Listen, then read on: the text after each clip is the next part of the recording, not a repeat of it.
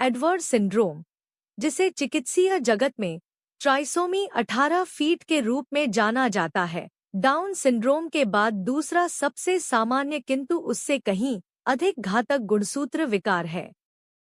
यह स्थिति माता-पिता की किसी त्रुटि का परिणाम नहीं, बल्कि प्रजनन कोशिकाओं के निर्माण के दौरान हुई एक यादृच्छिक जैविक दुर्घटना नॉन डिस्फंक्शन है, जिसके कारण भ्रूण की प्रत्येक कोशिका में गुणसूत्र संख्या 18 की सामान्य 2 प्रतियों के बजाय 3 प्रतियां एक्स्ट्रा कॉपी विकसित हो जाती हैं।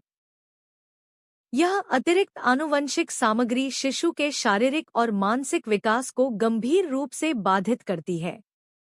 नैदानिक रूप से इसके लक्षण अत्यंत विशिष्ट होते हैं, जिनमें माइक्रोसेफली, असामान्य रूप से छोटा सिर, कानों की निचली स्थिति और सबसे पहचान योग्य संकेत कसकर बंद मुट्ठी जिसमें तर्जनी उंगली मध्य उंगली पर चढ़ी होती है अर्थात ओवरलैपिंग फिंगर्स, तथा पैरों के तलवों का गोलाकार होना रॉकर बॉटम फीट शामिल हैं।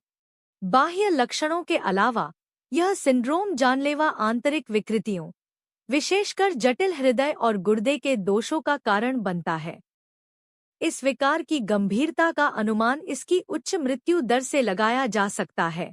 अधिकांश प्रभावित भ्रूण गर्भ में ही नष्ट हो जाते हैं और जीवित जन्म लेने वाले शिशुओं में से 90% से अधिक अपने जीवन के पहले वर्ष तक भी जीवित नहीं रह पाते।